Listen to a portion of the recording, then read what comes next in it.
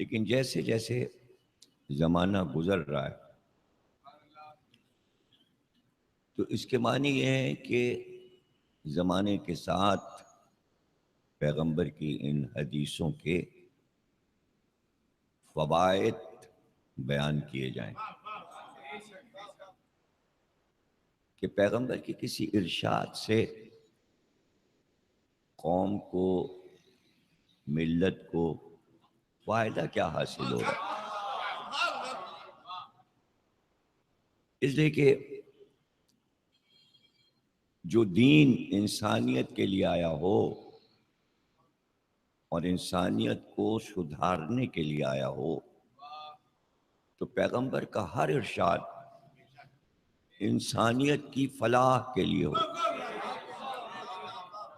صرف یہ نہیں کہ حدیث بیان کر دی جائے بلکہ یہ بھی بتایا جائے کہ انسانیت کو اس سے فائدہ کیا ہے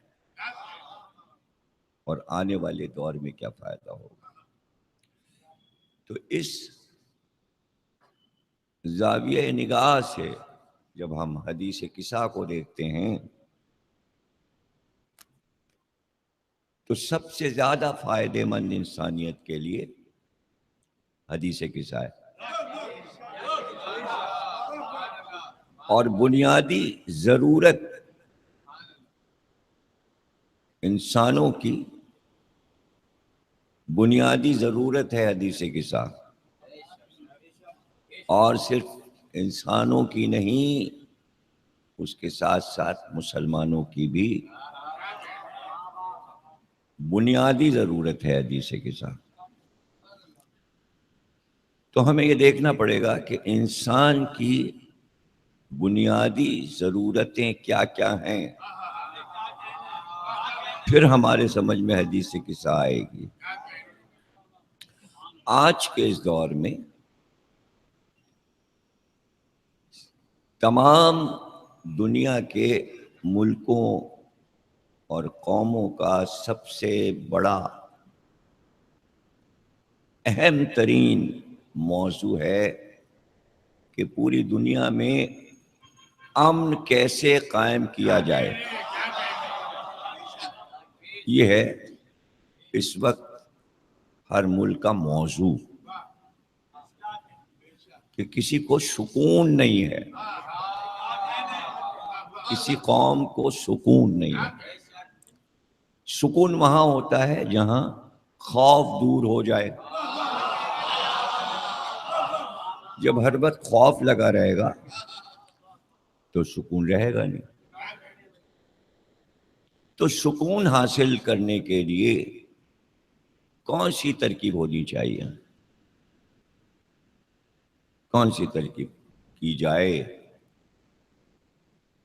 تو سب کہتے ہیں امن امن کر دیجئے۔ بھئی امن کیسے کر دیجئے؟ آپ سے کوئی جادو کی چھڑی ہے، انہوں نے کہا یہ دیکھیے امن ہو گیا، یہ ہو گیا، اور ہو گیا۔ جہاں بے چینی ہو، جہاں خلفشار ہو، جہاں پریشانی ہو تو ایک دم سے کیسے رائج کر دیا جائے؟ اب جہاں پر کوشش ہوتی ہے کہ صاحب امن قائم کیا جائے تو وہاں بجٹ آتا ہے کہ امن قائم کرنے کے لیے فلاں حکومت کو اتنے ارب خرچ کرنے پڑے۔ اب جیسے ہمارے ہاں پاکستان میں امن قائم کرنے کے لیے کوششیں شروع ہوئیں تو فوراً بجٹ آتا ہے اخبار میں کہ صاحب امن قائم کرنے کے لیے اتنا پیسہ خرچ ہوا، کیمرے لگانے پڑے، کروڑوں کے کیمرے آئے، مجرموں کو پکڑنا، انہیں عدالت میں پیش کرنا، فوج کا خرچہ، پولیس کا خرچہ۔ ایک امن قائم کرنے کے لیے حکومتوں کے اربوں روپے لگ رہے ہیں اور پھر بھی امن قائم نہیں ہو رہا۔ دیکھیے اگر کروڑوں روپے خرچ کر کے اور اعلان کیا ہم نے تو کام کر دیا، اور ایک چھوٹا سا بھی دھماکہ ہو گیا تو پھر پتہ چلا پھر امن غائب ہو گیا. نہیں ہے بھئی، کہاں خالص تو نہیں ہوا نا، یعنی ایک ہو گیا نا تو پھر کوشش کہاں رہی آپ کی؟ تو اربوں روپے تو بیکار ہو گئے. تو اگر قرآن اور حدیث پر چل کر یہی امن مفت حاصل ہو جائے تو اربوں روپے کی کیا ضرورت ہے؟ اربوں روپے کی کیا ضرورت؟ تو اب یہاں پر مسئلہ یہ آئے گا کہ پہلے یہ پتہ لگایا جائے کہ امن غائب کیوں ہوتا ہے. امن غائب کہاں ہو گیا؟ امن کیوں نہیں ہے؟ تو وجہ پتہ چلے. ان کا دیکھیے امن اس لیے نہیں ہے کہ پورے ملک میں انتشار ہے، ملک والے پریشان ہیں. اچھا صاحب ملک کیوں پریشان ہے؟ کیا ہوا؟ شہروں میں پریشانی ہے. شہر کیوں پریشان ہے صاحب؟ اس لیے کہ محلوں میں خلفشار ہے. یہ بھائی محلے کاہے کے لیے پریشان ہے؟ وہ سوسائٹی جو ہے، ہمارا سماج جو ہے وہ منتشر ہے، پریشان ہے، الجھن کا شکار ہے. یہ سوسائٹی کیوں پریشان ہے؟ اس لیے کہ قومیں پریشان ہیں. یہ قومیں کیوں پریشان ہیں؟ اس لیے کہ فرقے پریشان ہیں. یہ فرقے کیوں پریشان ہیں؟ اس لیے کہ خاندان پریشان ہیں. بھائی خاندان کیوں پریشان ہے؟ اس لیے کہ ایک ایک فیملی پریشان ہے. یہ فیملی کیوں پریشان ہے؟ اس لیے کہ فیملی کا ہر آدمی پریشان ہے. تو بنیاد کہاں پہ ختم ہوئی؟ خاندان پہ. اگر سارے خاندان اچھے ہو جائیں، خاندان کا ہر فرد اچھا ہو جائے تو خاندان اچھا ہو جائے. اور جب خاندان سارے اچھے ہو جائیں تو محلہ اچھا ہو جائے. اور جب محلے اچھے ہو جائیں تو شہر اچھا ہو جائے. جب شہر اچھا ہو جائے تو پورا ملک اچھا ہو جائے. جب ایک ملک اچھا ہو جائے اسے دیکھ کے سارے ملک اچھے ہو جائیں. کہ جو ترکیب اس نے کی ہے وہی ہم بھی کر لیں. تو بنیاد آ کے ختم ہوتی ہے امن کی خاندان پہ. دیکھیے خاندانوں میں خلفشار ہے. اب بنیاد کیا ہے؟ خاندان. اگر ایک شہر کے سارے خاندان پرسکون ہیں تو کوئی مسئلہ ہی نہیں. تو یہ دیکھنا پڑے گا کہ خاندان کی بنیاد کیا ہے. ملک کے پیچھے شہر ہیں، شہروں کے پیچھے محلے ہیں، محلوں کے پیچھے سوسائٹیز ہیں، سماج ہے.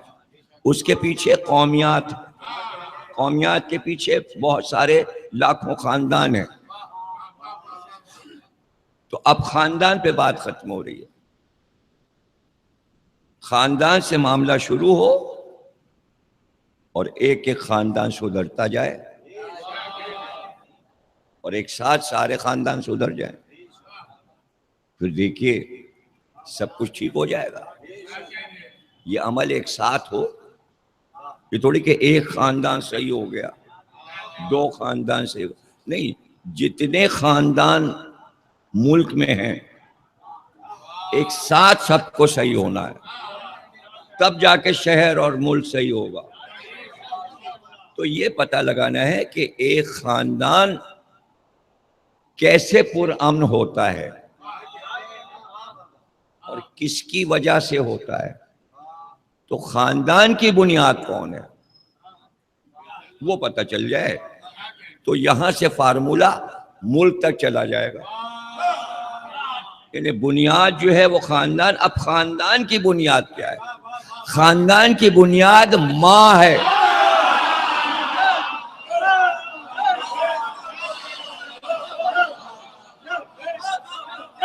خاندان کی بنیاد خاتون خانہ ہے. گھر کی مالک. اب گھر کی مالک کا فریضہ یہ ہے کہ وہ اپنے خاندان کو اچھا تعمیر کرے. اگر 2 کروڑ خاندان کسی ملک میں ہیں، 4 کروڑ خاندان ہیں اور 15 کروڑ خاندان ہیں، تو 15 کروڑ مائیں ہیں، اور 15 کروڑ مائیں اگر اپنے خاندان کو اچھا بنا رہی ہیں تو پورا ملک اچھا ہو گیا. اگر 15 کروڑ ماؤں نے اپنی اولاد کو نیک بنا دیا تو اس سے اچھا ملک کائنات میں ہو ہی نہیں سکتا. ہر خاندان اچھا، محلہ اچھا، محلہ اچھا، شہر اچھا، شہر اچھا، ملک اچھا. اب یہ کام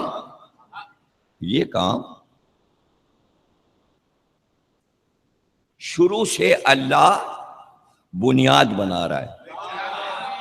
کائنات بنانے والا. اگر آپ کے سمجھ میں نہ آئے تو بتا دیجیے گا میرے سمجھ میں تقریر نہیں آ رہی، تو پھر میں کوئی دوسرا طریقہ کیا. میرے پاس بہت سے طریقے ہیں بات سمجھانے کے، اس لیے میں کہہ رہا ہوں کہ سمجھنے کی کوشش کیجئے میں کہہ کیا رہا ہوں اور کتنی اہم بات کر رہا ہوں. آج 5ویں تقریر میں 5 یعنی نصف، درمیان 5 رہ جائیں گے، تو کتنی اہم بات ہو رہی ہے موضوع کے اعتبار سے. کتنے قیمتی جملے میں تمہید کے بعد کہنے جا رہا ہوں، آپ سوچ نہیں سکتے، تصور نہیں کر سکتے آپ جو کہنے جا رہا ہوں. اللہ نے شہر نہیں تعمیر کروائے، اللہ نے ملک تعمیر نہیں کروائے، اللہ نے خاندان تعمیر کیا. ہلکے پڑ گئے، بات نہیں سمجھے. اگر اللہ نے کوئی شہر بسایا ہو اس کا نام بتا دیجیے.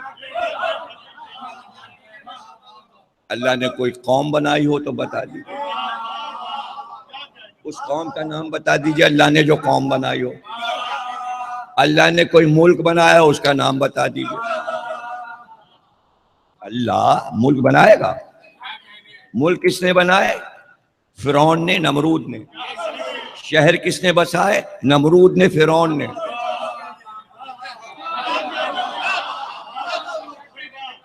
سمجھے نا؟ اللہ کا کام یہ نہیں ہے شہر بسائے، ملک بنائے. اس لیے کہہ رہا ہے کہ کائنات میرا ملک ہے، میں اس ملک کا مالک ہوں. میں مالک ملک ہوں اور یہ پورا عالمین میرا ملک ہے.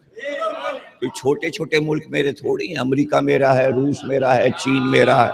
چین میں نے بنایا، روس میں نے بنایا. یہ اللہ نے بنائے. اللہ نے کیا بنایا؟ اللہ نے بنایا خاندان. کیا بنایا اللہ نے؟ خاندان. خاندان میں کتنے افراد ہوتے ہیں؟ میاں بیوی. خاندان شروع ہی میاں بیوی سے ہوتا ہے. میں پھر کہہ رہا ہوں، نہ سمجھ میں آئے تو کہیے میرے سمجھ میں، منہ سے تو بولیے کہ میرے سمجھ میں نہیں آ رہا ہے. خاندان کیسے شروع ہوتا ہے؟ میاں بیوی سے. تو اللہ نے خاندان بنا دیا، آدم اور حوا. اللہ نے ملک پہلے نہیں بنایا، شہر پہلے نہیں بنائے، قوم پہلے نہیں بنائی، خاندان بنایا. پتہ چلا کائنات کی بنیاد خاندان پہ ہے، اور خاندان بنتا ہے میاں بیوی سے. میاں بیوی ہیں تو بچے ہوں گے، تو آدم کے بھی بچے ہو گئے، خاندان بن گیا. میاں بیوی سے خاندان بنتا ہے. تو اللہ کیا بناتا ہے؟ خاندان. اللہ نے خاندان بنائے. آدم اور حوا کے بعد اللہ نے ابراہیم اور ہاجرہ. خاندان بنا. تو انبیاء کو بھیج کر کیا بنا رہا ہے؟ خاندان. پہلے کیا بنے گا؟ خاندان. قوم بعد میں. آدم حوا خاندان، اب جب نسل بڑھے گی تو پھر قوم بنے گی، پھر نبی کی قوم بھی ہو جائے گی۔ پہلے خاندان بنتا ہے اللہ کے ہاں، قرآن میں پہلے خاندان بنتا ہے، خاندان بنے۔ تو اب ہر نبی کا کیا کام ہے؟ قوم بنانا نہیں، قوم خود بخود بن جائے گی، بنائی نہیں جاتی۔ نبی قوم بنانے نہیں آیا، نبی آیا ہے خاندان بنانے، خاندان، اس لیے کہ نقطۂ آغاز کائنات کا خاندان ہے۔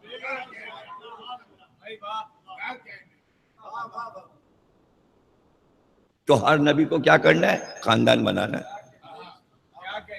آدم سے لے کر خاتم تک سب کو خاندان بنانا ہے۔ قوم بن جائے گی آپ سے، قوم بنے گی تو پھر شہر بھی بن جائیں گے، ملک بھی بن جائے گا، پتہ نہیں کیا کیا بن جائے گا، جو چاہے بنا لیجئے۔ اصل چیز ہے خاندان۔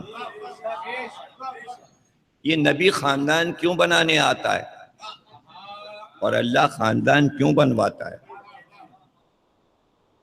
سوال پیدا کرو نا، تاکہ آپ کے سمجھ میں بات آئے۔ کیوں؟ اس لیے کہ پہلے خاندان بنا کر نبی یہ بتاتا ہے کہ میں صرف خاندان بنانے آیا ہوں۔ خاندان کیوں بن رہا ہے؟ اس لیے کہ میں اللہ کا نبی ہوں، میں اللہ کا نبی ہوں۔ خاندان بنا کر میں کچھ افراد اپنے جیسے بنا رہا ہوں، یعنی یہ میرا ایک کام ہے، یہ ایک ورک ہے، اللہ کی طرف سے میری ڈیوٹی ہے کہ میں خاندان بناؤں، کچھ افراد کو اپنا جیسا بناؤں۔ یہ کیوں تو اپنا جیسا کیوں بنا رہا ہے؟ کوئی بھی نبی ہو، نوح ہو، ابراہیم ہو، موسیٰ ہو، کوئی بھی ہو، تو وہ خاندان کے بنانے میں محنت کیوں کر رہا ہے؟ اس لیے کہ قوم تو اب بنے گی، قوم اب بنے گی۔ جب نبی خاندان بنا لے گا اس کے بعد قوم بنے گی۔ نبی کا پہلا کام کیا ہے؟ خاندان بنانا۔ دوسرا کام ہے قوم بنانا، لیکن خاندان پہلے بنانا ہے، قوم بعد میں۔ کسی نبی نے قوم پہلے نہیں بنائی کہ قوم پہلے بنائی ہوئی خاندان بعد میں۔ آپ کسی نبی کا نام لے دیجئے اور بتائیے کہ اس نے قوم پہلے بنائی ہو اور خاندان بعد؟ نہ، خاندان پہلے بنائے گا، قوم بعد میں۔ کیوں؟ اس لیے کہ اسے قوم سے یہ کہنا ہے کہ تم لوگ اپنے خاندانوں کو صحیح رکھو۔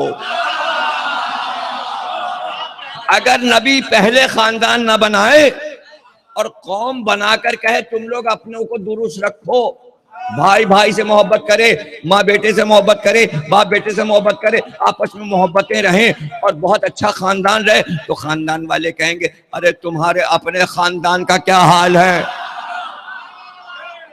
جیسے ہی وہ پلٹ کے کہے تو نبی کہے دیکھو میرے خاندان والوں کو میں تو پہلے ہی بنا چکا، تاکہ تم حجت مجھ پر تمام نہ کرو، میں تم پر حجت تمام کروں۔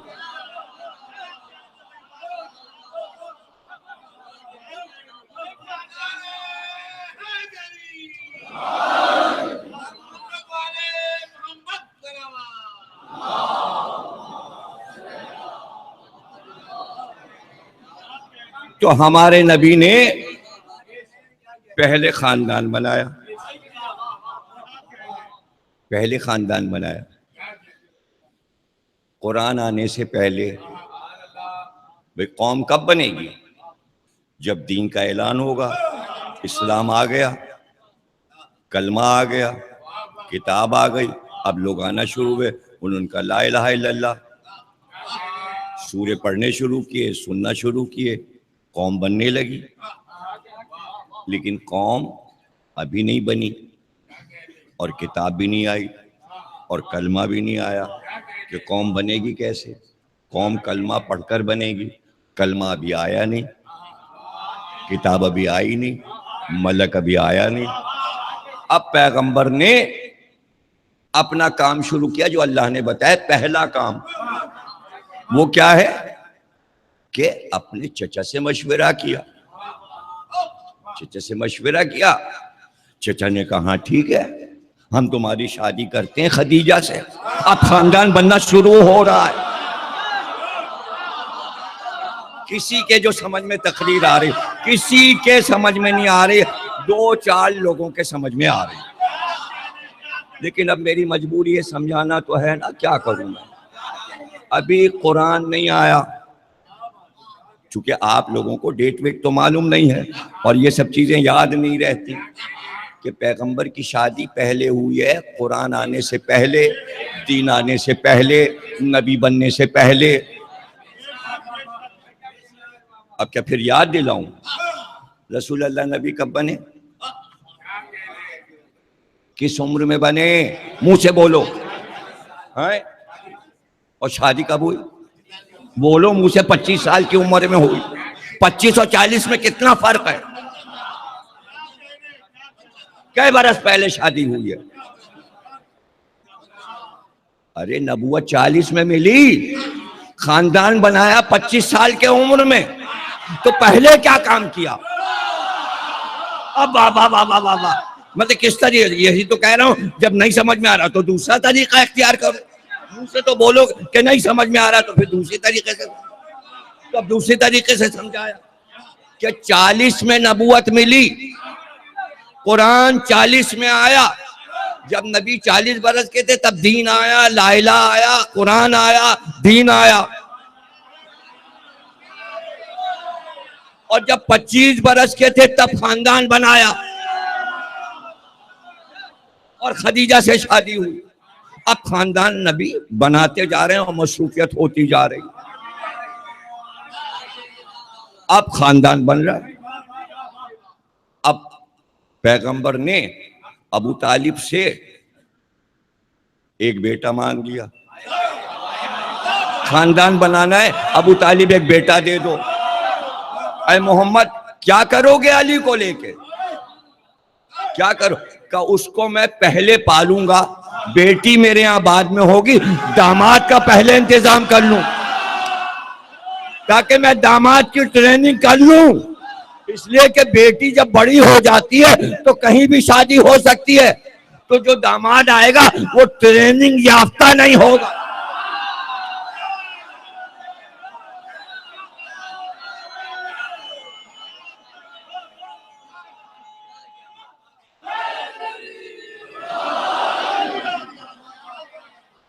اب خاندان بڑھ رہا ہے، خاندان بڑھ رہا ہے۔ اب بیٹی ہو گئی، اب بیٹی ہو گئی، اب بیٹی سے پیغمبر نے علی کی شادی کر دی۔ بھئی خاندان شادیوں سے بنتا ہے، پہلے محمد اور خدیجہ کی شادی ہوئی، اب علی اور فاطمہ کی شادی ہوئی، محمد کا خاندان بڑھ رہا ہے۔ اب ہو گئے 2 بچے حسن اور حسین، اب خاندان پورا ہونے لگا۔ ادھر ہجرتیں ہو رہی ہیں، قوم بھی بن رہی ہے، لوگ کلمہ پڑھ رہے ہیں، محمد اپنے خاندان کو بڑھاتے جا رہے ہیں۔ 13 برس مکے میں گزرے، 10 برس مدینے کے، 23 برس میں محمد نے اپنا خاندان مکمل کر لیا۔ جب خاندان مکمل ہو گیا تو اللہ نے کہا بھی اعلان کرو اپنے خاندان کا، تو چادر میں سب کو لے کے کہا یہ ہے میرا خاندان۔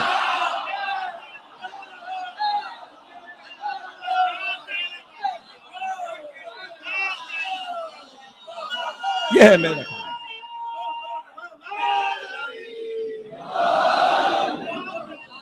نہیں، نبی نے نہیں کہا یہ میرا ہے خاندان۔ نبی کا کام یہ ہے کہ صرف چادر اوڑھ کر لیٹ جائیں۔ نبی کا کام ہے چادر اوڑھ کر آرام سے، سکون سے۔ اب سارا کام کون کرے؟ کون کرے؟ اللہ نے کہا وہاں جاؤ اور لیٹ جاؤ آرام سے، لیٹ گئے۔ اب بے حکم الہی اس میں کوئی حیرت نہیں ہونی چاہیے کہ یہ وہ گھرانہ ہے ابھی تک کہ یہاں صبح شام ملک آ رہے ہیں، یہاں چکی چل رہی ہے تو ملک چلا رہا ہے، یہاں بچوں کا جھولا جنبش میں ہے تو ملک ہلا رہے ہیں، تو یہاں ملک تو صبح شام آ رہے ہیں، یعنی خبریں آ رہی ہیں۔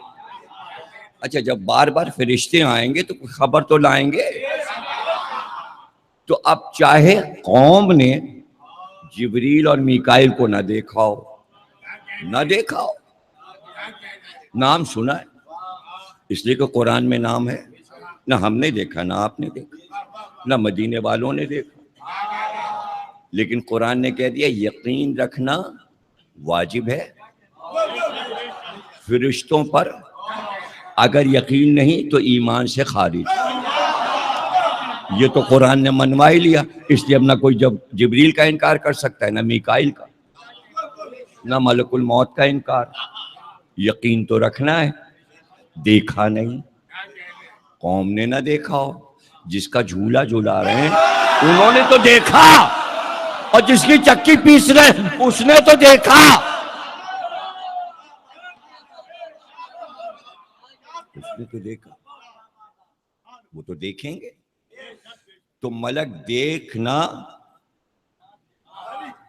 تو اب اگر رسول چادر اوڑھ کے لیٹے ہیں اور تھوڑی دیر کے بعد حسن آ گئے تو خود سے نہیں آئے، اور پھر حسین آ گئے خود سے نہیں آئے، اور پھر علی آ گئے خود سے نہیں آئے، پھر اسی چادر میں فاطمہ آ گئی خود سے نہیں آئے۔ ابھی پتہ چل جائے گا کس کے اشارے پہ یہ سب چادر میں آئے ہیں۔ جب سب جمع ہو گئے تو نبی نے یہ نہیں کہا میرا خاندان، اللہ نے کہا اس چادر کے نیچے فاطمہ ہے، ان کا باپ ہے، شوہر ہے، بیٹے، اب خاندان بن گیا۔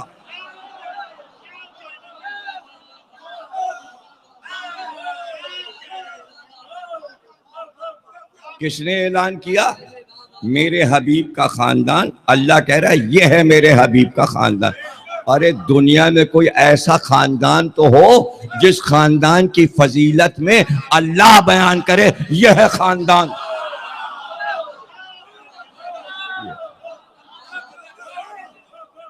یہ ہے خاندان۔ اب اللہ نے یہ بھی بتا دیا خاندان بنتا کس سے؟ اس کا حبیب ہے، 1,24,000 کا فخر ہے، افضل ترین نبی ہے، سب سے افضل، کائنات میں سب سے افضل، اللہ کے بعد سرکار دو عالم کے علاوہ کسی کا مرتبہ نہیں، اور تعارف کروا رہا ہے خاندان ہے نبی کا۔ کہنا یہ چاہیے تھا میرے حبیب کا خاندان، میرا حبیب، اس کی بیٹی، اس کا داماد اور اس کے نواسے۔ اعلان یہ ہو رہا ہے اس چادر میں میری کنیز خاص فاطمہ زہرا، اس کا باپ، اس کا شوہر، اس کے بیٹے۔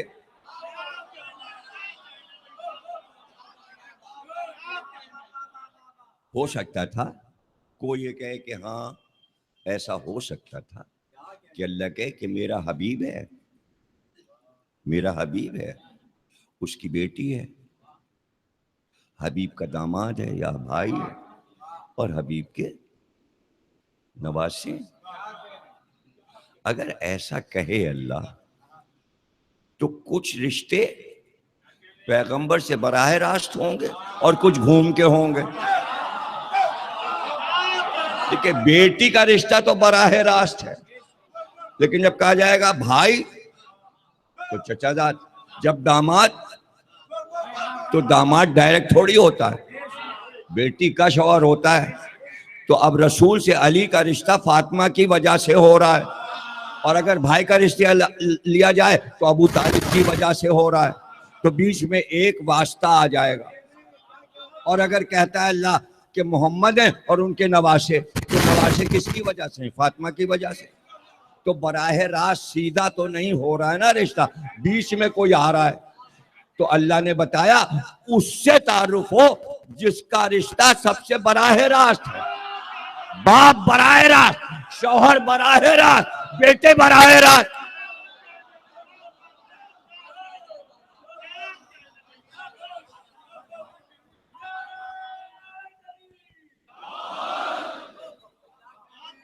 نہیں، پھر اللہ یہ بتانا چاہ رہا ہے خاندان کی بنیاد ماں ہے. چونکہ اس خاندان کی ماں فاطمہ زہرا، اس لیے خاندان کا تعارف ماں سے ہوا ہے.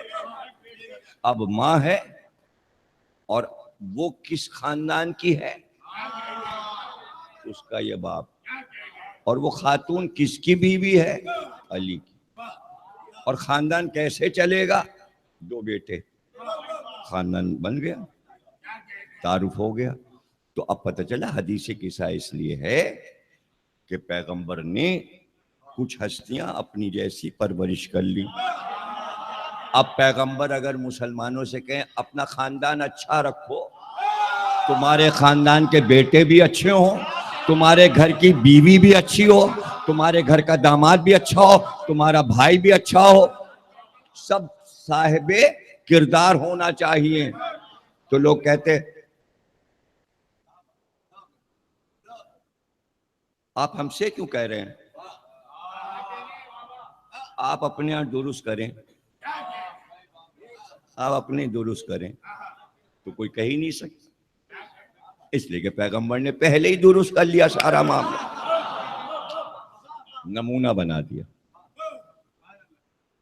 کہ اگر وہ پوچھیں کہ ہم بھائی اور بھائی کیسے بنے، کس طرح کے بھائی، تو رسول اللہ کہیں جیسے حسن اور حسین ہیں. وہ کہ رسول اللہ کہہ رہے خاندان اپنا اچھا بناؤ اور اپنے گھر کی عورت کو اچھا رکھو. وہ پوچھے کیسی ہو عورت، تو آپ کہیں زہرا جیسی.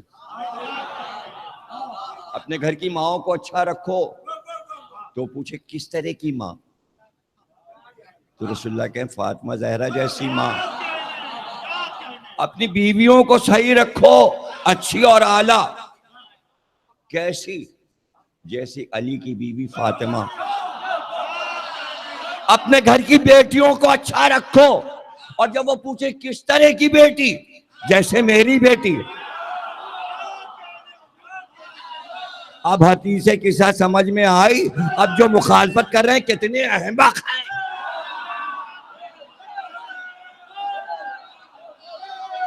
کتنے احمق ہیں، کتنے کم عقل ہیں کہ یہ نہیں سوچ رہے کہ اس کو بیس بنایا ہے علامہ اقبال نے.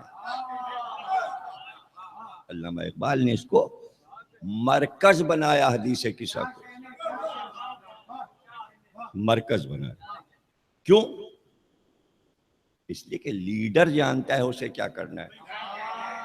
اب علامہ اقبال کے تو تصور میں مسلمانوں کا ایک ملک ہے کہ ایک ملک مسلمانوں کا الگ ہونا چاہیے بر صغیر میں. وہ خواب دیکھ چکے، اب وہ چاہتے ہیں وہ ملک تعمیر کیسے ہو. ان کے تصور میں ایک ملک آ گیا، اب اس ملک کو عمدہ کیسے بنائیں. تو انہوں نے کہا بھائی دیکھیے ہم نے تصور تو ملک کا دے دیا، لیکن ہم آپ کو یہ بتانا چاہ رہے ہیں کہ ملک اچھا کیسے بنے گا. تو انہوں نے بنیاد بتائی. انہوں نے کہا دیکھیے پہلے تمام مسلمان اپنے خاندانوں کو اچھا بنائیں، اور ہر مسلمان اگر اپنے خاندان کو اچھا بنائے گا تو کروڑوں خاندان اچھے بن جائیں گے. تو علامہ اقبال نے کہا خاندان اچھا کیسے بنایا جائے. تو انہوں نے کہا بھائی خاندان اچھا بنانے کی ترکیب بھی ہم آپ کو بتائے دے رہے ہیں، ایسا نہ ہو آپ بعد میں کہہ دیجیے ہمیں پتہ ہی نہیں تھا خاندان اچھا کیسے بنایا جاتا ہے. تو علامہ اقبال نے کہا ماں کو اچھا ہونا چاہیے، جس خاندان کی ماں اچھی ہے وہ خاندان اچھا ہوگا. یہ ہے بنیاد. تو علامہ اقبال نے کہا اگر آپ یہ پوچھیں کہ ماں کیسے اچھی بنے، تو اب انہوں نے اس کا نام رکھا اسرار خودی، خودی کے راز. یعنی تم کیسے خود کو بلند کرو، خودی کو کر بلند. خود ہی بلند کرنی ہے. خود ہی جب بلند ہوگی، جب پوری قوم اچھی ہو جائے گی اور اللہ پوچھے گا تیری رضا کیا ہے. ایسے کیسے پوچھے گا؟ بندے سے مرضی اللہ کیسے پوچھے گا جب تک خود ہی بلند نہیں ہوگی. انہوں نے کہا خود ہی کو بلند کرنے کے لیے خاندان اچھا ہو، خاندان اچھا رکھنے کے لیے ماں اچھی ہو. اور اگر تم مجھ سے پوچھتے ہو ماں کیسی ہو، تو اب میں تمہیں بتاتا ہوں کہ میں نے چنا ہے 5 ہستیوں کو، ایک محمد، ایک علی، ایک فاطمہ، ایک حسن، ایک حسین.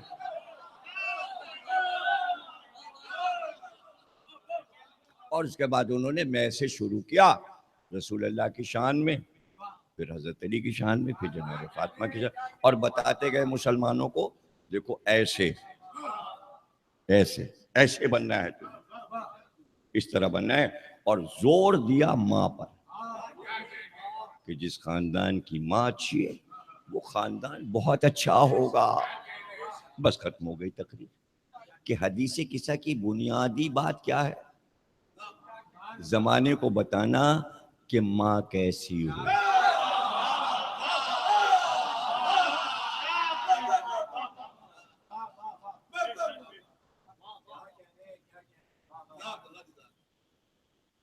اب انہوں نے اپنے میسج میں بتانا شروع کیا کہ کوئی مجھ سے یہ نہ پوچھے. علامہ اقبال نے بتایا کہ ایجوکیشن میں، تعلیمات میں سب سے ضروری چیز یہ ہے کہ جو تعلیم دے، جو سکھائے، جو طالب علم کو سکھائے، اس استاد کا جو سکھا رہا ہے اس استاد کے لیے ضروری ہے اس کا خاندان بہت اچھا ہو.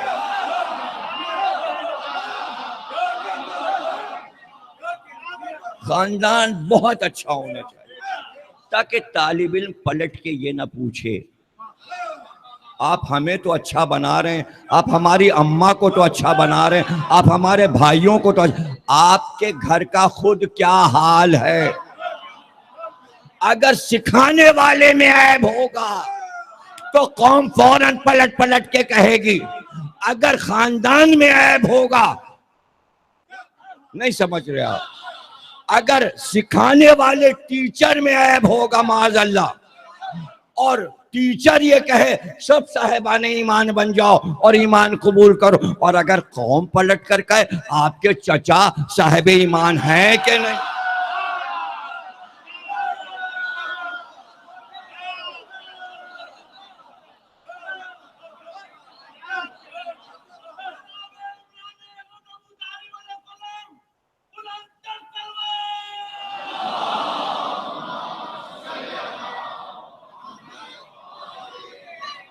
اب بنیاد کیا بتائی؟ دیکھیے اب ماں زہرا جیسی ہو، تو اب زہرا بی بی کا تو فضائل اتنے ہیں کہ ختمی نہ ہو. کتابیں بھری پڑی تو سارے سنائے جائیں ایک ماں کو تو یہ تو صدیاں لگ جائیں گی. تو انہوں نے کچھ ایسی چیزیں لے لی ہیڈنگز کہ یہ میسج ہے کہ زہرا کیسی ماں ہے، تاکہ ایک چھوٹی سی چیز بھی ایک ماں اگر سیکھنا چاہے اور وہ اپنے بیٹے کے لیے اچھی ماں بننا چاہ رہی ہے تو یہ خاص چیزیں سامنے رکھی. تو اب کیا کہتے ہیں وہ آتی ہیڈنگ سرخی کے ساتھ کہ تمہیں اچھی ماں بننا ہے اے مسلمانوں کے خاندانوں. تو علامہ اقبال نے بطول ماشو پنہا شو عظیم عصر، بطول باشو پنہا شو عظیم عصر، اے زمانے کی عورت، اے زمانے کی عورت،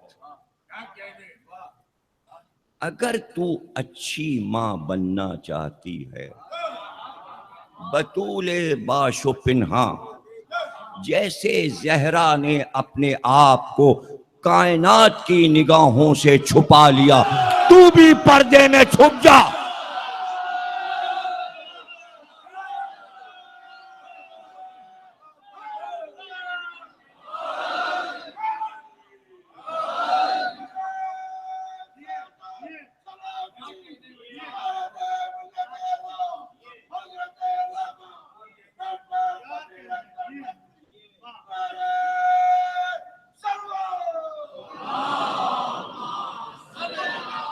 دیکھیے بنیاد کیا ہے؟ ماں اس وقت اچھی بن جائے گی جب زمانے کی نگاہوں سے اپنے آپ کو پوشیدہ کر لے۔ بطول باش و پنہاں شو ازیں عصر، اے زمانے کی عورت بطول بن کر پردے میں چھپ جا۔ پہلا میسج علامہ اقبال کہ اچھا بننے کی پہلی چیز کیا ہے؟ تجھے کوئی دیکھے نہ۔ میں ابھی پہلا مصرع پڑھ رہا ہوں بار بار، دوسرا نہیں پڑھ رہا، اس لیے کہ اس میں نتیجہ برآمد ہوگا۔ علامہ اقبال کے دوسرے مصرے میں شعر کے پہلے کیا کر؟ عورت بن کے پردے میں چھپ جا۔ زمانے کی نگاہیں، مردوں کی نگاہیں نہیں، زمانے کی نگاہیں۔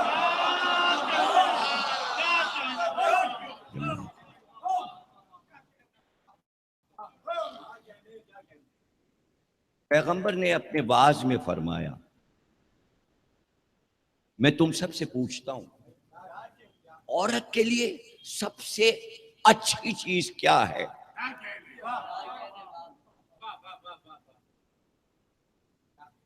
سناٹا۔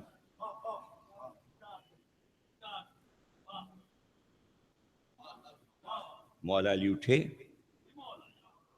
گھر آئے۔ شہزادی نے دیکھا مولا علی خاموش بیٹھے۔ شہزادی نے پوچھا آج آپ بہت خاموش ہیں؟ کہاں دختر رسول، بات یہ ہے کہ آج پیغمبر نے ایسا سوال کیا جس کا جواب کسی کے پاس ہی نہیں۔ بی بی نے کہا کیا سوال ہے میرے بابا کا؟ کہ آپ نے بھی جواب نہیں دیا۔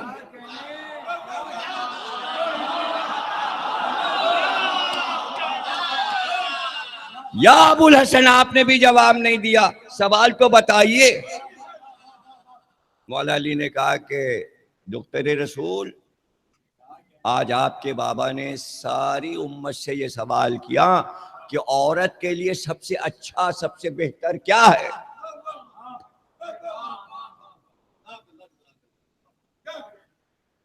قدرت چاہتی ہے کہ جواب ادھر سے آئے۔ کیا علی کو جواب نہیں معلوم؟ لیکن چونکہ سوال عورت سے متعلق ہے، عورت سے متعلق،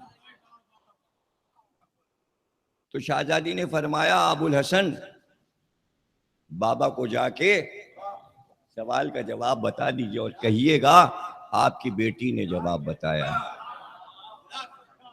تو مولا علی نے کہا کیا ہے اس کا جواب کہ عورت کے لیے سب سے زیادہ بہتر کیا ہے؟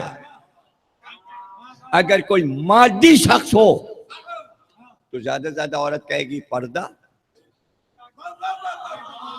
لیکن یہ تو کوئی بات نہیں ہوئی، یہ تو کوئی بات نہیں ہوئی۔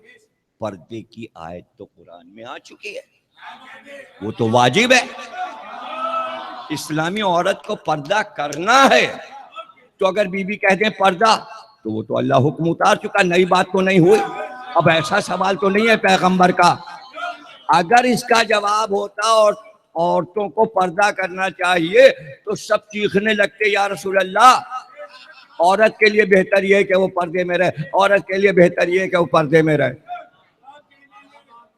تو یہ تو سب کو جواب معلوم تھا، لیکن سب سمجھ گئے تھے اس سوال کا جواب پردہ نہیں ہے. اور جواب سوا شہزادی کے روئے زمین پر کسی کو نہیں معلوم تھا. اس لیے علی آئے ہیں سیدھے، اس لیے سیدھے آئے ہیں کہ جواب یہاں سے جانا چاہیے. تو شہزادی نے کہا یا علی بابا سے جا کے کہہ دیجئے عورت کے لیے سب سے بہتر یہ ہے کہ نہ عورت کسی مرد کو دیکھے نہ کوئی مرد عورت کو دیکھے.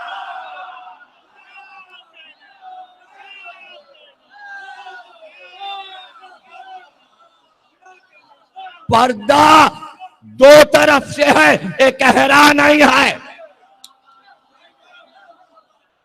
عورت نے پردہ کر لیا، برقع اوڑھ لیا اور نقاب ڈال لی.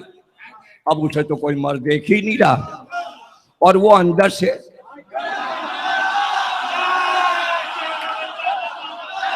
دیکھیے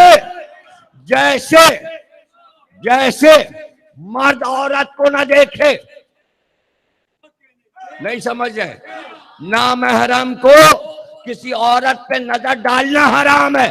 اسی طرح ہر عورت کے لیے نامحرموں پہ نظر ڈالنا حرام ہے.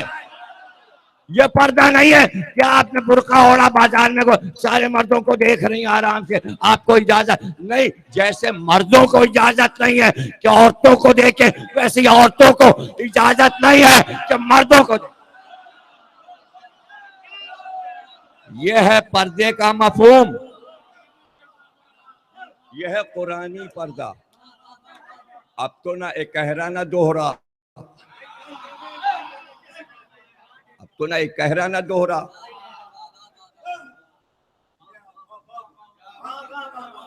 ماننے کو نہیں تیار. کب اکبر الہ آبادی نے کہا تھا عقل پہ مردوں کے، تو وہی مسئلہ یہاں بھی ہوا کہ عورتوں نے نہیں پردہ چھوڑا، وہ پردہ جو چھوڑا وہ مردوں کے عقلوں پہ پڑ گیا. یہ 100 سال پہلے اللہ کہہ دیا تھا اکبر الہ آبادی میں. ابھی اور بڑھتا جائے گا، ایسے معاملات بڑھتے جائیں گے. علامہ اقبال کیا کہہ رہے ہیں؟ کہہ رہے ہیں بنیاد پردے میں ہے، اور پردہ یہ نہیں کہ برقع اوڑھ لیا. بطول باشو پنہا شو ازیں عصر، اے زمانے کی عورت اپنے آپ کو زمانے کی نگاہوں سے چھپا لے، پنہا ہو جا، ایسی جگہ چلی جا جہاں تو کسی کو نہ دیکھے نہ تجھے کوئی دیکھے. اب نتیجہ دوسرا مصرع پڑھنے جا رہا ہوں کہ اگر مسلمان عورت، علامہ اقبال کہہ رہے تو نے ایسا کر لیا کہ تو مثل بطول کے نقش قدم پہ چل کر ان کی طرح اپنے آپ کو ڈھال لے گی، تو اس کا نتیجہ کیا ہوگا؟ در آغوش شبیر بگیری، تیری آغوش میں حسین جیسا بیٹا آئے گا. مسئلہ حل ہو گیا. اگر ماں اچھی ہے تو بیٹا بھی اچھا ہے.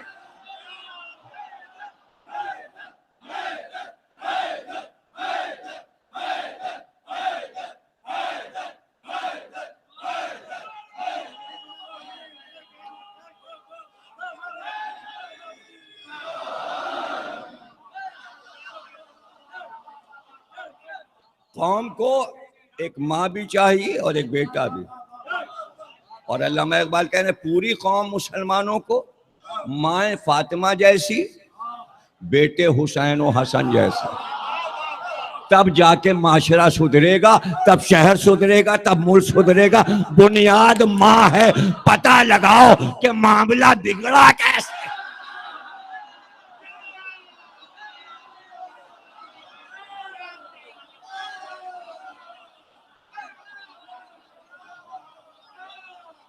دنیا امن امن امن پکار رہی ہے، بے وقوف بنا رہے ہیں بڑے ملک.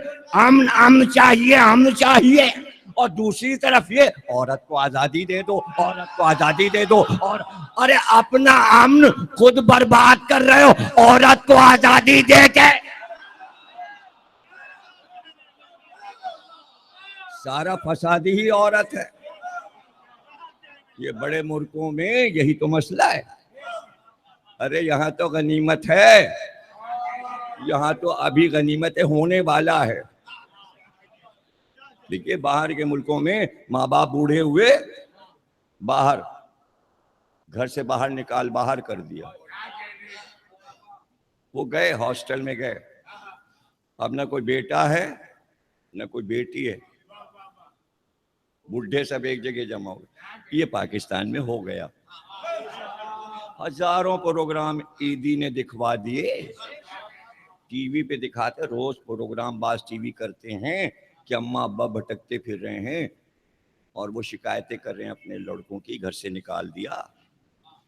خدا محفوظ رکھے حسین کے چاہنے والوں کو کہ ہم اپنے بزرگوں کی عظمت کو پہچانتے ہیں اور فیملی بنا کے رہتے ہیں اور بزرگوں کا ادب کرتے ہیں ان مجلسوں کی وجہ سے. لیکن ایک طرفہ ماں باپ, غیر ملکوں میں بچہ ہوا, ایسے ایسے واقعات وہیں لندن میں سنے ہیں, اخباروں میں پڑھے ہیں, رہتے میں قیام میں روز کے روز پڑھا. بچہ ہوا, اب پولیس کھڑی کر دی گئی ماں کے پاس. بھائی یہ کیوں؟ کہ نہیں چپکے سے بھاگے گی بچہ چھوڑ کے. ہاسپٹل والے چاہتے دودھ پلا لے, اس کے بعد کسی ہاسٹل کو بچہ دیں گے. اب یہ اتنا سا بچہ ہے ایک دن کا اور یہ چھوڑ کے بھاگے گی, تو ہمیں زیادہ اس کی پرورش کرنی پڑے, ہو سکتا ہے مر جائے. تو 6 بار 7 بار چھپ کے رات کو بھاگتی ہے ماں, اور پکڑ کے لایا جاتا ہے. کچھ تم کیوں سن رہے ہو؟ یہ لندن کی بات ہے, تمہیں حیرت کیوں ہو رہی ہے؟ ارے وہ جادو نگری ہے, تم سے کیا مطلب؟ لیکن اگر آپ یہ کہہ رہے ہیں عورت کو آزادی دو, تو کیا لندن والی آزادی چاہیے کہ ماں بچوں کو چھوڑ کے ہاسپٹل سے بھاگے؟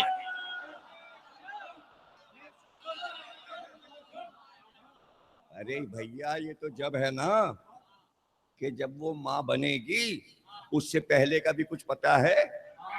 اس سے پہلے کا یہ ہے کہ ہر عورت, ہر لڑکی ماں بننے ہی کو نہیں تیار. یہ ہے عورت کی آزادی. نہیں ہمیں ماں بننا ہی نہیں. یہ وبا تو یہاں آ گئی, ابھی تو شادی ہوئی ہے.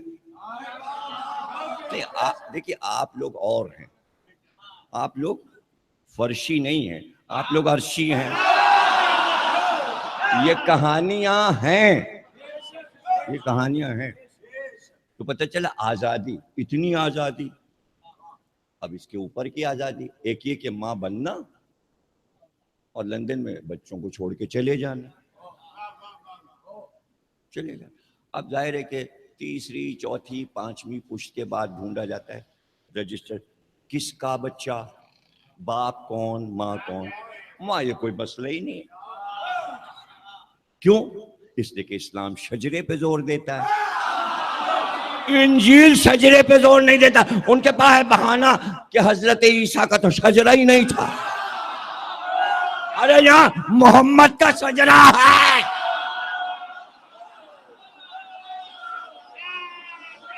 ہم شجرے والی قوم ہے. یہاں علی کا شجرہ ہے, یہ حسن حسین کا شجرہ, یہ فاطمہ زہرا کا شجرہ ہے کہ فتح کے خطبے میں کہا ہے تم میں کوئی ایسا جو پکار کے کہے محمد ہمارا باپ تھا.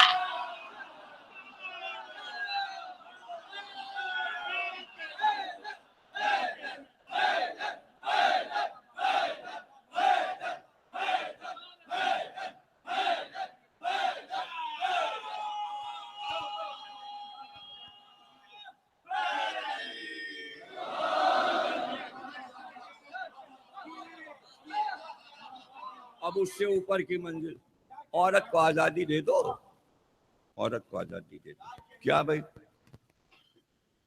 شادی کا معاملہ نہیں, ابھی تو ہم ڈگری کر کے سروس کریں گے, پھر بعد میں دیکھا جائے. اب پہلے 100 سال پہلے کیا تھا اسلام میں اور اب کیا ہے؟ تو تھوڑا سا موازنہ کر دوں. پرانے زمانے میں سنتے تھے ارے بھائی فلانی دادی کی شادی ہوئی تھی اور نانی کی شادی ہوئی تھی تو کئے برس کی تھیں؟ 11 برس کی تھیں شادی ہو گئی، اور 12 برس کی تھیں اور شادی ہو گئی، اور 14 برس کی، بس زیادہ 14. 10 اور 9 سے شروع ہوتا تھا اور وہ 12 کے اندر ہو جاتی تھی. ایک دور وہ تھا. اور دادا کتنے کے تھے؟ یہی 18 برس کے. اب کیا ہے بھیا، دیکھیے جب تک لڑکی میں چور نہ ہو جائے، بھائی تو کتنی میچور ہوگی؟ ارے بھائی 25 میں کریں گے، 26 میں کریں گے، 30 میں کریں گے، 32 میں کریں گے، 35 میں کریں گے. سبحان اللہ.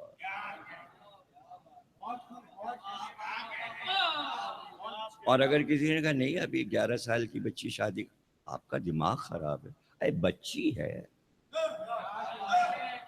اور حدیث رسول کیا ہے؟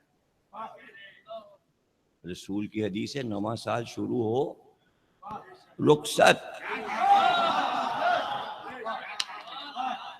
تو اب رسول کیا کہہ رہا ہے اور ہم کیا کہہ رہے ہیں؟ نہیں وہ غیر ملک والے کہتے ہیں، مذاق اڑاتے ہیں تو عورت غلام ہے اور یہ، اور زبردستی کر دی اور یہ کر دی، عورت اپنی مرضی سے کرے اور رنگ بدل رہا ہے.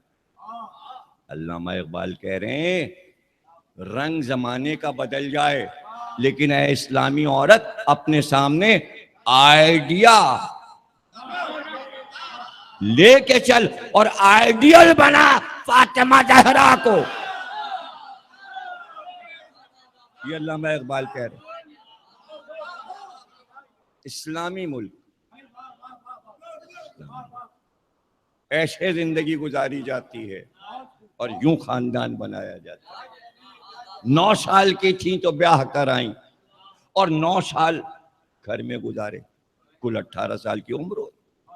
9 کی تھیں رخصت ہوئیں، 9 سال اور زندہ رہیں، 4 بچے ہوئے، خاندان ایسا بنا گئیں. اماں میاں کہاں تم بیٹھے ہوئے ہو، ہمارے جملوں کی تم لوگ قدر نہیں کرتے، اس لیے میں کہنا نہیں چاہتا. جملہ تو ایسے آتے ہیں کہ میں تم سے کیا بتاؤں. 9 سال کی عمر میں شادی ہوئی، 9 سال زندہ رہی، ایسا خاندان بنا گئی کہ اب تک سادات کا سلسلہ.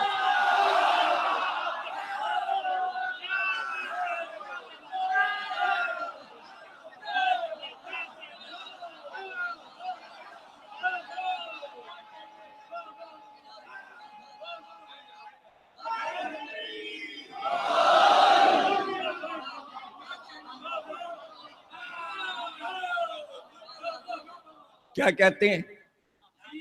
کہتے ہیں حقہ کے بنا لا الہ. کیا مطلب ہے اس کا؟ اس کا مطلب کیا ہے؟ اس کا مطلب یہ کہ عمارت بناؤ تو پہلے بنیاد بنتی ہے. بنیاد اگر مضبوط ہے تو زیادہ کراچی میں کس بات پہ زور دیا جاتا ہے؟ بنیاد پہ. دیکھیے نا پھر سے اس کو عمران صاحب نے ان کا سبھی پھر سے، اس لیے کہ پرانی بنیاد تھی تو اس زمانے میں تو ایسی جلدی بنا لو، ایسی بناؤ کہ اس کے اوپر ایک اور منزل بن جائے، پھر ایک اور منزل بن جائے. کچھ بھی نہیں سمجھ رہے ہیں.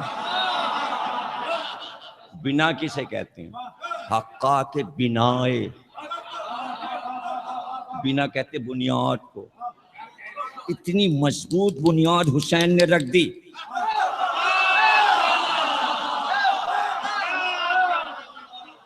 اب عمارت ہلائے نہ ہلے، اب کون ہلائے؟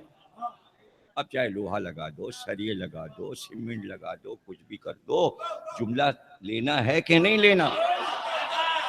ایسی بنیاد خاندان کی رکھ دی سیدہ نے کہ مہدی کا انتظار زمانے کو.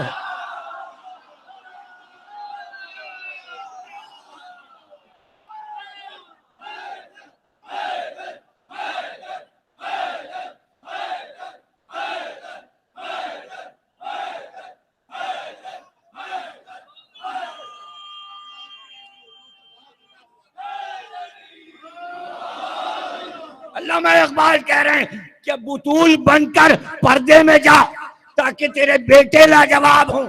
سیدہ نے بتایا کہ جو بیٹا آیا میرا وہ امام حسن امام، حسین امام، زین العابدین امام، محمد باقر امام، جعفر صادق امام، موسی کاظم امام، علی رضا امام، محمد تقی امام، علی نقی امام، حسن عسکری امام، مہدی امام.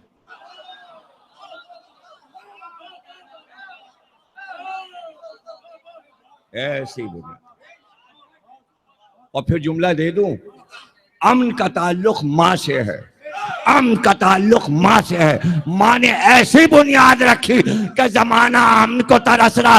اب جو امن آئے گا تو زہرا کی وجہ سے آئے گا. مہدی آ گیا.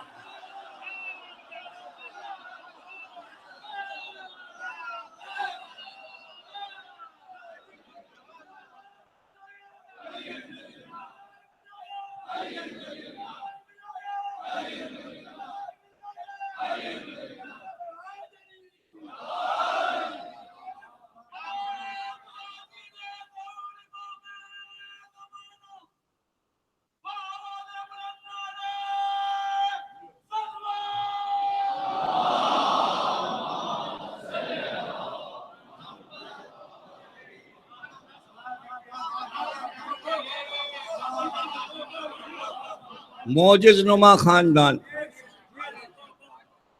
ہر سوال کا جواب دینے والا خاندان، سخی خاندان، شجاع خاندان، سائل کو عطا کرنے والا خاندان، مریض کو شفا دینے والا خاندان.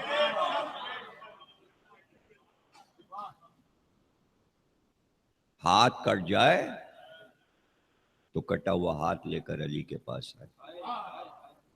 مولا ہاتھ کٹ گیا، کہا میں جوڑ دوں گا.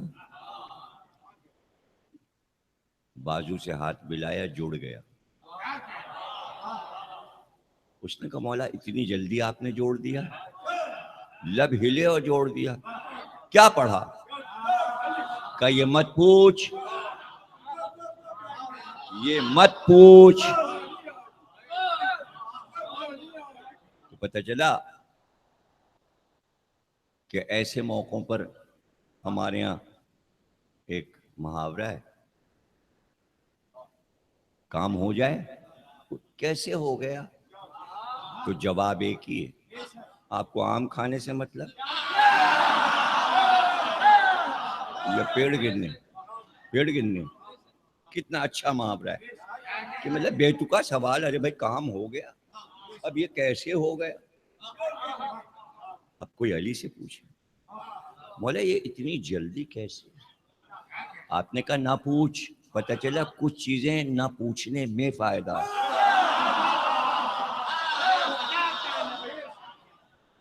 اس نے اصرار کیا. مولا نے کہا میں نے تیرے ہاتھ کو بازو سے ملایا اور میں نے کہا بسم اللہ الرحمن الرحیم اور جڑ گیا. اس نے کہا بس. جیسے اس نے کہا بس، ہاتھ کٹا اور گر گیا. علی نے کہا اب نہیں جڑے گا، اس لیے کہ بسم اللہ الرحمن الرحیم کو تو نے بس سمجھا. بس نہیں کرنا ہے، اس لیے کہ تمہارا بس ہی نہیں چلے گا. اور جسے علی کہہ دیں، منع کر دیں اگر علی تو اس میں بھی تو کوئی مصلحت ہے. صحابی ہیں، رسول اللہ کے صحابی ہیں اور علی کے بھی صحابی ہیں. عبداللہ ابن عفیف، ان کا حال میں نے لکھا ہے اصحاب حسین کتاب میں. کتاب یہاں اسٹال پہ ہے، آپ دیکھ سکتے ہیں. آخری جو چیپٹر ہے اس میں کسی میں حال لکھا ہے میں نے. ایک آنکھ ایک جنگ میں شہید ہو گئی، دوسری آنکھ میں تیر لگا، وہ بھی شہید ہو گئی. اور نابینا ہو گئے، زمانہ نظر نہیں آتا تھا. 21 رمضان کی شب میں کوفے میں کوفے کے رہنے والے ہیں.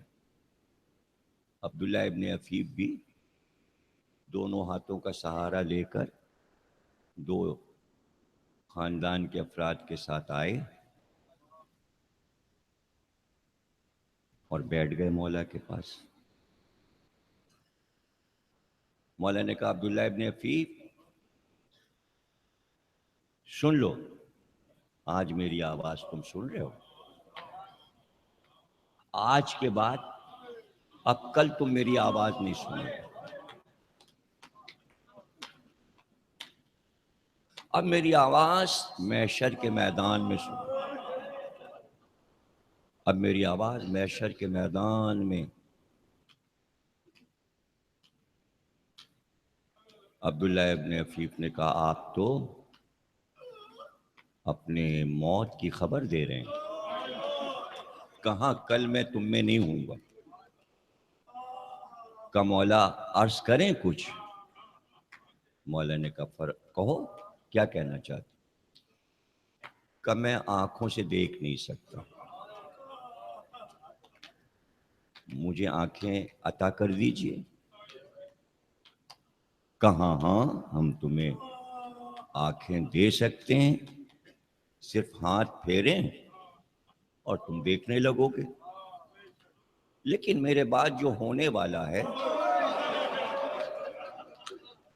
تم جب وہ دیکھو گے اپنی آنکھوں سے تو اس وقت تم یہ دعا کرو گے بارگاہ الہی میں، پروردگار مجھے آنکھوں سے اندھا کر دے. تو اب تم اگر چاہتے ہو تو میں آنکھیں دے دوں. کہ مولا آپ کے بعد کچھ ایسا ہونے والا ہے جسے میں دیکھ نہیں پاؤں گا. کہاں؟ تب تم کہو گے آنکھیں پھوٹی جائیں تو اچھا ہے، اس لیے کہ صحابی رسول ہو، میرے صحابی ہو. تم بزم رسول میں بیٹھے ہو، میری بزم میں بیٹھے ہو. کہ اگر مولا ایسا ہونے والا ہے تو مجھے آنکھیں نہیں چاہیے، مجھے آنکھیں نہیں چاہیے. وہ ہو گئی تقریر.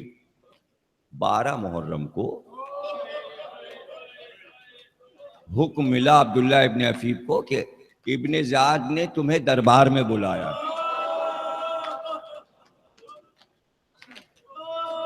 آج دربار بہت سجا ہوا ہے، سارے کوفے کے سرداروں کو بلایا ہے.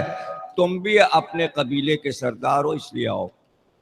یہ اپنے قبیلے کے 200-250 جوانوں کے ساتھ دارالامارہ میں داخل ہوئے. سب جوانوں کے کمر میں تلواریں لگی ہوئی تھیں اور اپنے سردار کو ساتھ میں لے کر دربار میں داخل ہوئے. ایسے میں ابن زیاد نے کچھ کہا جسے سن کر عبداللہ ابن عفیف کھڑے ہو گئے اور کہا کیا تو کہتا ہے حسین کے بارے میں؟ تجھے پتا ہے ان کا مرتبہ کیا ہے؟ اور فضائل حسین بیان کرنا شروع کیے. ابن زیاد نے کہا بوڑھے نہ ہوئے ہوتے تو ابھی ہم تمہیں تازیانوں سے مارتے ہیں. جیسے یہ لفظ کہے ابن زیاد نے، 250 جوانوں نے تلواریں کھینچی اور کہا ابن زیاد خبردار، یہ ہمارے قبیلے کا سردار ہے، اگر ایک لفظ بھی تو نے ان کے بارے میں کہا تو خون کے دریا بہہ جائیں گے. اور تلواروں کے سائے میں اپنے سردار کو لے کے چلے اور باہر آ گئے. باہر آئے تو مجمع اتنا تھا اور راستہ بنا بنا کے سارے جوان اپنے سردار کو لے کے چلے. مجمع میں سردار کو بچاتے ہوئے سارے جوان راستہ بناتے جا رہے تھے. ایک بار چلتے چلتے رک گئے. اور گھبرا گھبرا کے پوچھنے لگے قبیلے والوں سے، کیا محشر کا دن آ گیا؟ کیا قیامت برپا ہو گئی؟ اب لوگوں نے آگے بڑھ کر کہا، سردار کیسے تم یہ بات کہہ رہے ہو کہ قیامت برپا ہو گئی اور محشر کا دن آ گیا؟ کہ 21 رمضان کی شب میں علی نے یہ کہا تھا، اب میری آواز محشر کے میدان میں سنو گے، قیامت کے دن سننا، میں علی کی آواز سن رہا ہوں، کیا قیامت برپا ہو گئی؟ تو کسی نے بڑھ کر کہا، عبداللہ ابن عفیف، علی نہیں ہے، قیامت نہیں برپا ہوئی، محشر کا دن نہیں۔ ارے ناقے پر علی کی بیٹی زینب خطبہ دے رہی۔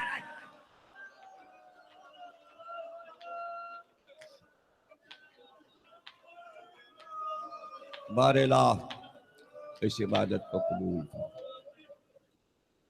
ہمیں کوئی غم نہ دینا سوا غم حسین، بحق محمد اور آل محمد، امام زمانہ کا ظہور فرما اور ظہور میں تاجیل فرما۔